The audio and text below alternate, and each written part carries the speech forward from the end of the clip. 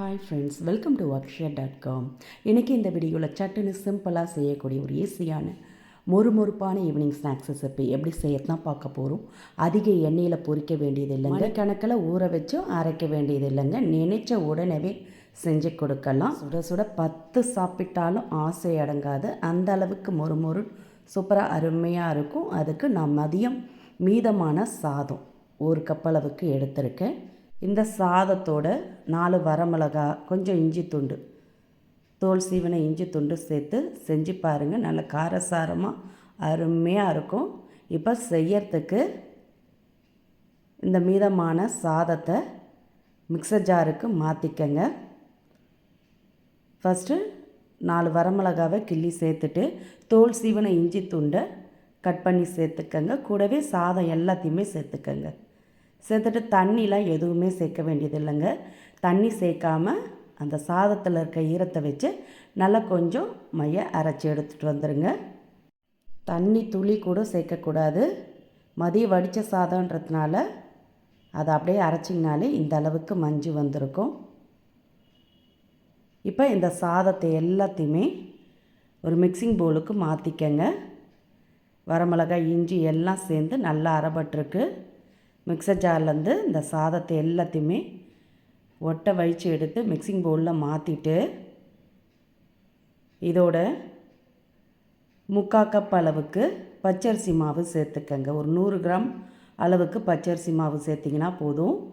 எந்த கப்பில் நீங்கள் சாதம் எடுக்கிறீங்களோ அதே கப்பில் 3/4 கப் அளவுக்கு பச்சரிசி மாவு சேர்த்துட்டு இதோட சின்னதாக ஒரு வெங்காயத்தையும் பொடிசாக கட் பண்ணி சேர்த்துக்கங்க. கூடவே ஒரு பச்சை மிளகா, கருவேப்பிலை, மல்லி இலைகளும் நல்லா பொடிசாக நறுக்கி சேர்த்துட்டு இதோட 1 டீஸ்பூன் அளவுக்கு ஜீரகம், கூடவே 1 டீஸ்பூன் அளவுக்கு வெள்ளை எள்ளு சேர்த்துக்கங்க.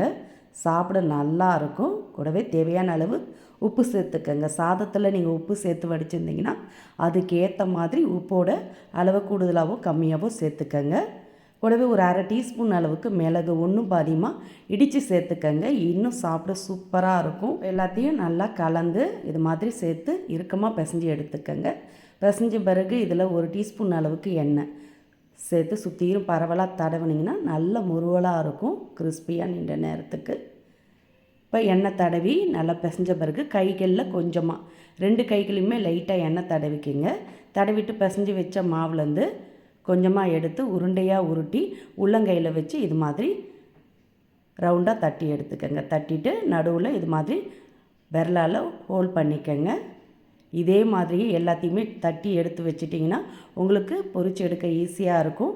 இதை நீங்கள் அதிக எண்ணெயில் பொரிக்க வேண்டியதில்லை. ஃப்ரை பேனில் ஒரு 2 டேபிள் ஸ்பூன் அளவுக்கு மட்டும் எண்ணெய் ஊற்றி ஷாலோ ஃப்ரை பண்ணி எடுத்திங்கனாலே போதும். நல்ல மேலே மொறுமொறுன்னு உள்ள சூப்பராக சாப்பிட்டா அருமையாக இருக்குங்க. இப்போ தட்டி எடுத்த வடை எல்லாத்தையும் இதே மாதிரி கேப் விட்டு லைனாக அடுக்கிடுங்க. அடுக்கி ஒரு சைடு செவந்ததும் அப்படியே ஈவனாக எல்லாத்தையும் திருப்பி விடுங்க. இது மாதிரி திருப்பி விட்டு மீடியம் ஃப்ளேம்லேயே வச்சு பொரிச்சு எடுத்துக்கங்க. சட்டுன்னு ஈஸியாக செய்யக்கூடிய இந்த மொறுமொறுப்பான கிறிஸ்பியான டீ டைம் ஸ்நாக்ஸ் ரெசிபி நீங்களும் இதே மாதிரி இதே அளவுகளோடு இன்றைக்கே செஞ்சு கொடுங்க.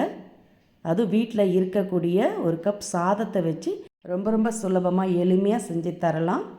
இப்போ 2 சைடுமே செவந்து பொன்னிறமாக இருக்குது. இதை அப்படியே திருப்பி விட்டு எடுத்து பிளேட்டுக்கு மாற்றிக்கங்க. மீதம் உள்ளதையும் இதே மாதிரியே இதே எண்ணெயிலே பொரித்து எடுத்துருங்க. அதிக எண்ணெய் தேவைப்படாதுங்க. பாருங்கள், எல்லாத்தையுமே எடுத்துடுறேன். எடுத்துட்டு மீதம் உள்ளதையும் இதே மாதிரியே தட்டி போட்டு பொரித்து எடுத்துக்கங்க. இது அதிகமாக எண்ணெயும் குடிக்காது. நல்ல மேலே கிறிஸ்பியாக உள்ளே சாஃப்டாக அருமையாக இருக்கும். பாருங்கள், எல்லாத்தையுமே ஷாலோ ஃப்ரை பண்ணி பொரித்து எடுத்துகிட்டு வந்துட்டேன். சட்டுன்னு ஒரு ஈஸியான டீ டைம் ஸ்நாக்ஸ் ரெடி ஆகிடுது. இதில் நீங்கள் 2 சாப்பிட்டு டீ குடித்தாலே போதும், வயிறு நல்லா ஃபில்லிங் ஆகிடும். ஸ்கூல் விட்டு பசியோடு வரும் பசங்களுக்கு மதியம் வடித்த சாதத்தை வச்சு ஒரு கிறிஸ்பியான டீ டைம் ஸ்நாக்ஸ் ரெசிபியை நீங்களும் இதே மாதிரி இதே அளவுகளோடு இன்றைக்கே செஞ்சு கொடுங்க. ஒன்று கூட மிச்சம் வைக்க மாட்டாங்க. செஞ்ச உங்களுக்கே இருக்காது, அந்த அளவுக்கு நல்லா சூப்பராக மொறுமொறுப்பாக வந்திருக்கு பாருங்கள். இந்த ஈஸியாக செய்யக்கூடிய ஸ்நாக்ஸ் ரெசிபி உங்களுக்கு பிடிச்சிருந்தா வீடியோக்கு ஒரு லைக் கொடுங்க. ஃப்ரெண்ட்ஸ் அண்ட் ரிலேட்டிவோடு இந்த வீடியோவை ஷேர் பண்ணுங்கள். மறக்காமல் நம்ம சேனலையும் சப்ஸ்கிரைப் பண்ணி வச்சுக்கோங்க. நன்றி, வணக்கம்.